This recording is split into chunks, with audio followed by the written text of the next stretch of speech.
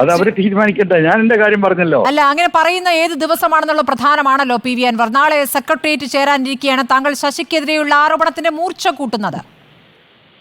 അത് എനിക്കറിയില്ലല്ലോ. ഞാനിത് ആദ്യം കഴിഞ്ഞ 2 ദിവസമായിട്ട് ഇത് പറയുന്നില്ലേ. കുറച്ച് ദിവസം ഞാൻ പറയാതെ നോക്കി, പക്ഷെ പറയാതിരിക്കാൻ നിവൃത്തിയില്ലാത്ത ഘട്ടം വന്നപ്പോൾ കഴിഞ്ഞ 2-3 ദിവസമായിട്ട് ഞാൻ പറയുന്നില്ലേ. എല്ലാ വെള്ളിയാഴ്ചയും സെക്രട്ടേറിയറ്റ് ചേരുന്നതല്ലേ. അത് എന്റെ കുഴപ്പം കൊണ്ടല്ലല്ലോ. അങ്ങനെ അത് സ്വാഭാവികമായി സംഭവിക്കുന്നത് എനിക്കെന്ത് ചെയ്യാൻ പറ്റും? ശ്രീ പി വി അൻവർ, താങ്കൾ ഇപ്പോൾ പാർട്ടി മെമ്പർഷിപ്പ് പോലും ഇല്ലാത്ത ഒരു അനുഭാവിയായ പി വി അൻവറിനെയാണ് യഥാർത്ഥ സഖാവായി ഇപ്പോൾ സഖാക്കൾ കാണുന്നത്, പാർട്ടി അനുഭാവികൾ കാണുന്നത്. അതൊരു പൊതുവികാരമാണ്. താങ്കൾക്കും അങ്ങനെയുള്ള പ്രതികരണങ്ങൾ നേരിട്ട് കിട്ടിയിട്ടുണ്ടാകും. ഈ ഞായറാഴ്ച മുതൽ അത് കൂടിയിട്ടുണ്ടാകുമെന്നാണ് ഞാൻ കരുതുന്നത്. താങ്കൾ പുറത്തുവിട്ട ആ ശബ്ദരേഖ ഇപ്പോൾ SP സുജിത് ദാസിന് സസ്പെൻഷനിലേക്ക് എത്തിച്ചിരിക്കുകയാണ്. പക്ഷേ ഒരു സസ്പെൻഷനിൽ ഒതുങ്ങേണ്ട കാര്യമാണോ സുജിത് ദാസ് അവിടെ മലപ്പുറത്ത് ചെയ്തു കൂട്ടിയത്?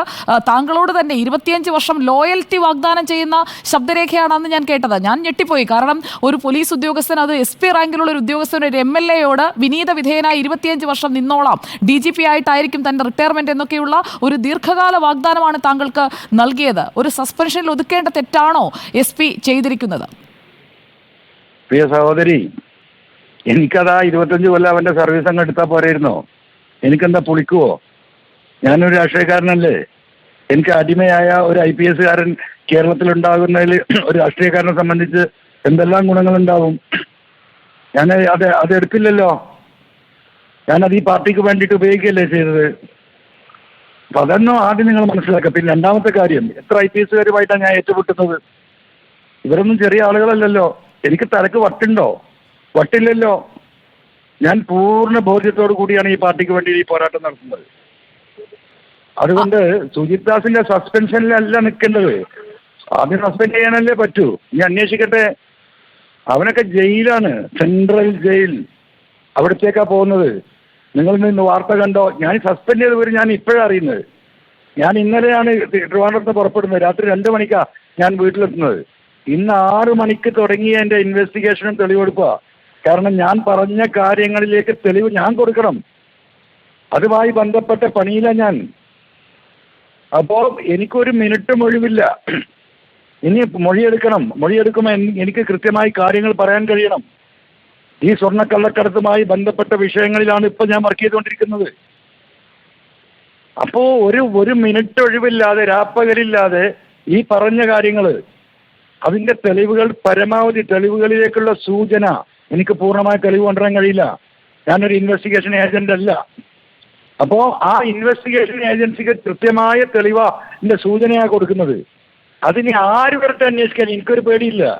ഈ വരുന്ന ഉദ്യോഗസ്ഥന്മാര് ഇതിൽ ഡബിൾ ഗെയിം കളിച്ചാൽ നമുക്ക് കാണാം. നിങ്ങൾ സഹായിച്ചാൽ മതി. താങ്കൾ പറഞ്ഞ താങ്കളുടെ ഫോൺ സംഭാഷണം അത് ഈ അന്വേഷണത്തിൽ അജിത് കുമാറിന്റെ പറയൂ. അതായത് ഈ അന്വേഷണത്തിൽ വളരെ നിർണായകമാവുക ADGP-ക്കെതിരെ മറ്റാരും ആരോപണം പറയുന്നതല്ല, അതേ സേനയിലുള്ള ഒരു ഉദ്യോഗസ്ഥൻ ADGP MR അജിത് കുമാറിനെതിരെ പറയുന്നതാണ് ആ സംഭാഷണത്തിലുള്ളത്.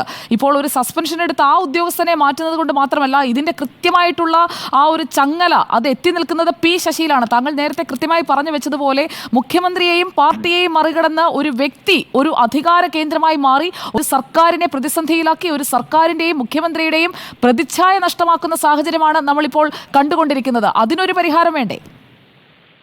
ഇല്ല, ഞാൻ പറയട്ടെ. ആരപ്പുറത്ത് എന്റെ ചെവിയൊക്കെ അടഞ്ഞിരിക്കുക. നിങ്ങൾ ആളെ ഐഡന്റിഫൈ ചെയ്യാൻ പറ്റുന്നില്ല. ആരാണ് ആങ്കർ ചെയ്യുന്നത്? ഞാൻ സുജയ പാർവതിയാണ്. സുജയ, സോറി, എനിക്ക് ചെവിയൊക്കെ അടഞ്ഞ സുജയ, കേൾക്കുന്നില്ല. ഈ ഫോണാണ്, അറിയാലോ. അതൊന്നും കുഴപ്പമില്ല, പറഞ്ഞോളൂ. അപ്പൊ സുജയ, ഇതിൽ മനസ്സിലാക്കേണ്ടത്, ഇദ്ദേഹം കൊട്ടേഷൻ സംഘം കൊട്ടേഷൻ കൊടുക്കുന്നവനാ എന്ന് പറഞ്ഞത് IPS സുജിത് ദാസാണ്. എന്റെ ഫോണിൽ നിങ്ങൾ കേട്ടതാണ്. ഇദ്ദേഹം ക്രൂരനാണ് എന്ന് പറഞ്ഞത് അദ്ദേഹമാണ്. അദ്ദേഹം പറഞ്ഞാൽ കൊല്ലാനും തല്ലാനും ഇവിടെ പോലീസുകാരുണ്ട് എന്ന് പറഞ്ഞത് സുജിത് ദാസാണ്. അങ്ങനെ അദ്ദേഹത്തിന്റെ മേലുദ്യോഗസ്ഥനായ ഈ നൊട്ടോറിയസ് ക്രിമിനലിനെ കുറിച്ച് കൂടുതൽ വിശദീകരിക്കുന്നത് മറ്റൊരു IPS കാരനായ ഒരു ക്രിമിനലായ സുജിത് ദാസാണ്. PV അൻവർ അല്ല. അവിടുന്നാണ് അൻവർ തുടങ്ങുന്നത്. അൻവർ ഇങ്ങനെ വന്നിട്ട് മൈതാന പ്രസംഗമല്ല നടത്തിയത്. തന്റെ ഹയർ ഉദ്യോഗസ്ഥനെ കുറിച്ച് കേരളത്തിലെ ജനങ്ങൾ കേട്ടത് 4 സംഭാഷണങ്ങളുണ്ട്, 3 ഞാൻ പുറത്തു വിട്ടിട്ടുള്ളൂ. ഇനിയുണ്ട് ഒരു സംഭാഷണം, നമുക്ക് നോക്കാം.